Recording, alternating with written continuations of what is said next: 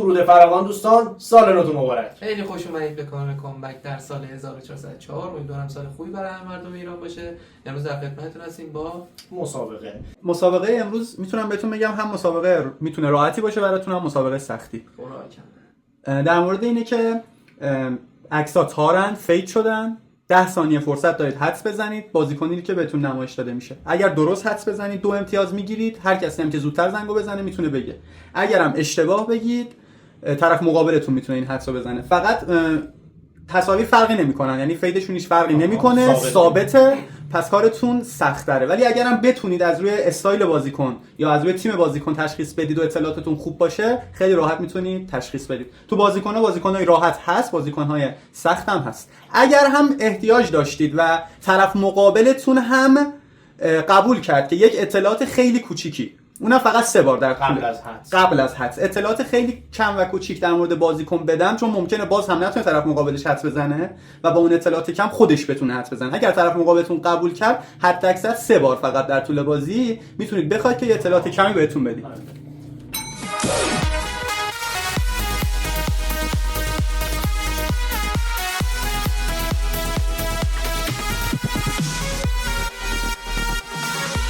بریم برای چالش. بریم شروع کنیم باجی. بریم برای اولین بازیکن.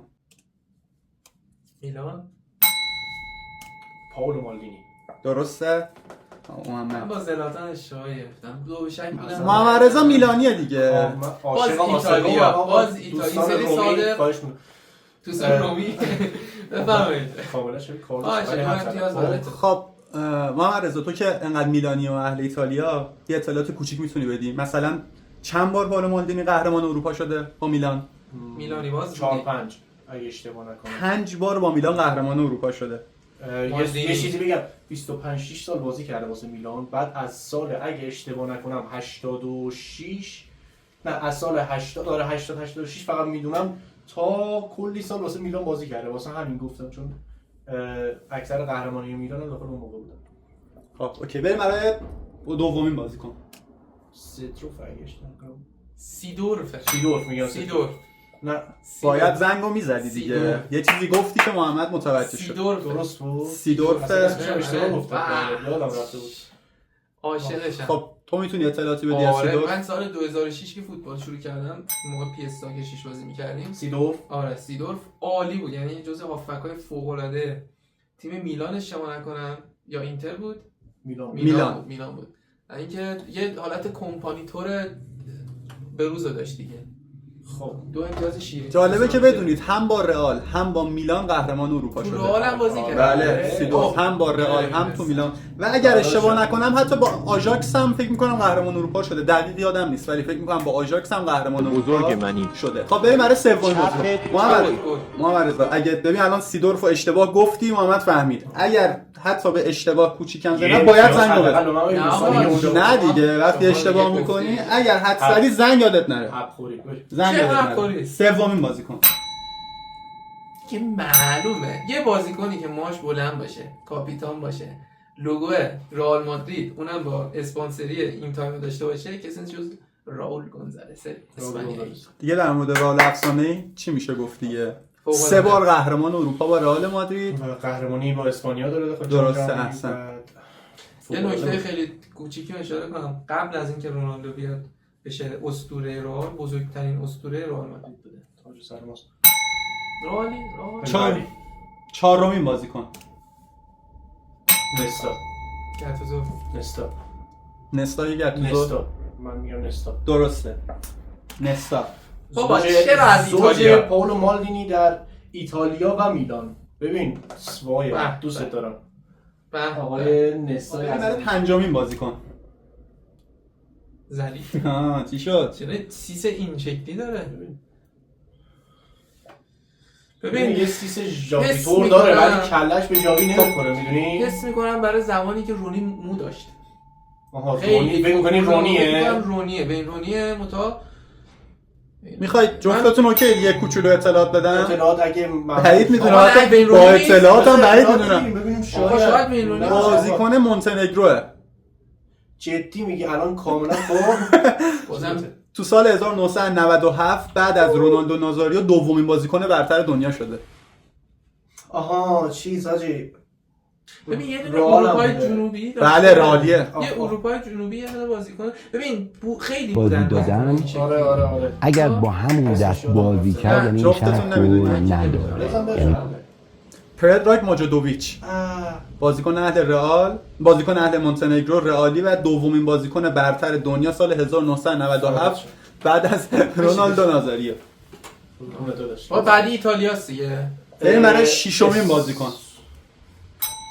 آقا دستور میشه ذره فکر کنم. محمد زنگ فکر بزن. کنم خامس رودریگز اگه اشتباه نکنم. نه بشه. نه. ببین صبر رئاله. کن من میتونم حدس بزنم. خامس نیست دیگه شما سوخت دادی.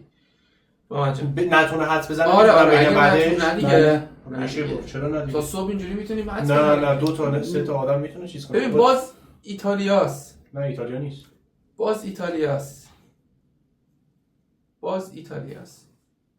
موهاش بلنده. دیگه زمانت داره تمام میشه. یه راهنمایی ریز موهاش بلنده. اوکی راهنماییش کنم محمد. آره.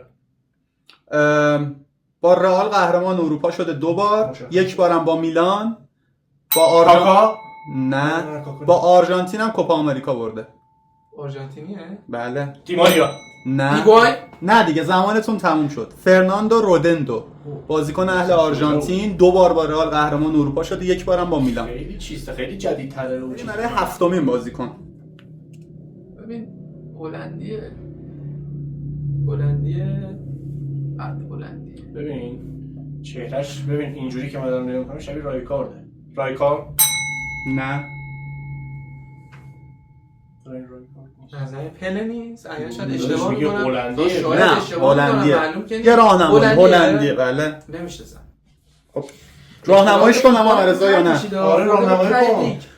کفش طلای یوفا 1986، بهترین بازیکن جام ملت‌های اروپا 1998، مرد سال اروپا 1988، 1989 و 1992. انگلیس بازی کرده آیا؟ اینو اطلاعاتشو ندارم نمیدونم. بگو مارکو فن باسته. بابا تو رو خدا بگو. نه خب هشتمین بازیکن. میریم برای هشتمین بازیکن. باز لوگو ایتالیا. درسته. بابا بس دیگه چقدر ایتالیا بس دیگه چرا نامردی میکنین؟ خواهش میکنم بچه‌های پشت صحنه آقا از ایتالیا بکشید بیرون. مخلص ایتالیا. تمام بچهای بلژیک. ببین اسپانیاست 100% اسپانیا. مشخص اسپانیاست. بعد بازیکن- جدید اینجوری هم ندارن اسپانیا. ببین یا پدریه من میدونم که خیلی راحته. حدس بزنی گفت. خیلی فکر کنی نمیتونی. نه راهنمایی بازیکن نه، راحته، راهنمایی نداره.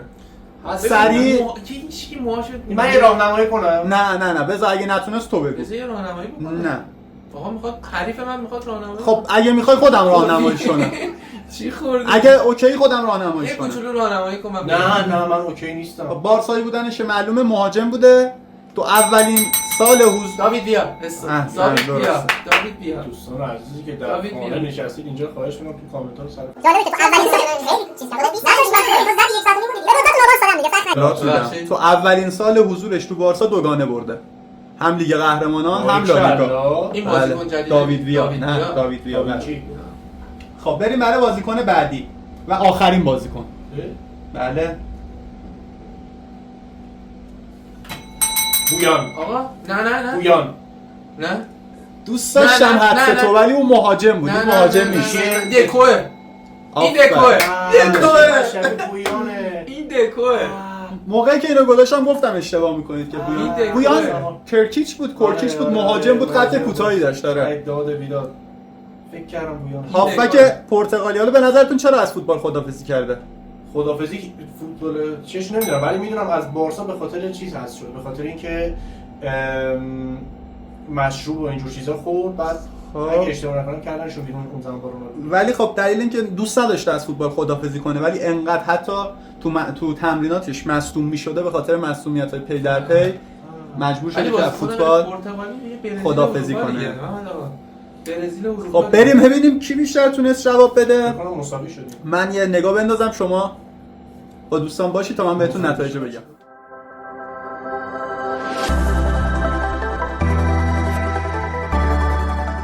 اعلام نکردیم که قراره چی باشه. برنامه قراره این باشه که برنده هدیه میگیره. دوستان ببین هر کسی که به بازه واسه اون یکی ایدی میگیره یا میده بهش. ایدیو گرفتیم میده آقا. بهش. بعد ایدیو گرفتم. اشتباه کردم. ایدیو گرفتم. ازتم چی ایدیو گرفتم. آره. چی میخوای برام بگیری؟ اگر من بردم چی میخوای برام بگیری؟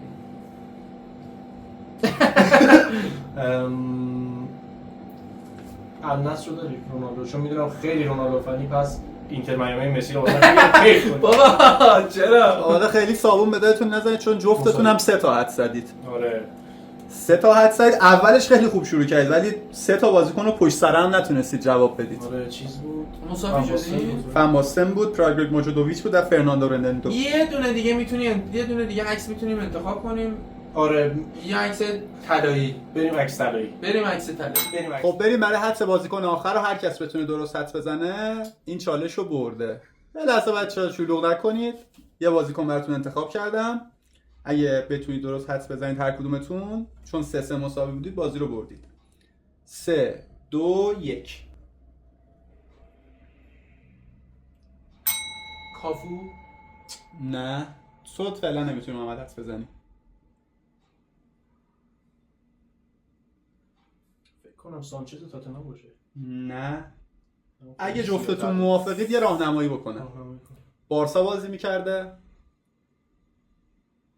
کجایی؟ مدافع. آبیدال که نیست. آبیدال. اریک آبیدال که خیلی با سرطانم دست و پنجه نرم کرد و گواردیولا خیلی اذیتش تو کتابش هم میگه اصلا یکی از افسردگیاش داخل اون سالا به خاطر اریک آبیدال بود. چه بازیکنی؟ خب این چالش رو محمد رضا برد. ولی زنگ ما نزد. درست آخه نوبت من بود. اب نداره. آره دیگه زنگم زدم. تو یکم عجله کردی محمد. خب حالا قراره چیکار کنید؟ کسی که باخته مجازاتی یا پاداش؟ یکی بده ایدیشو که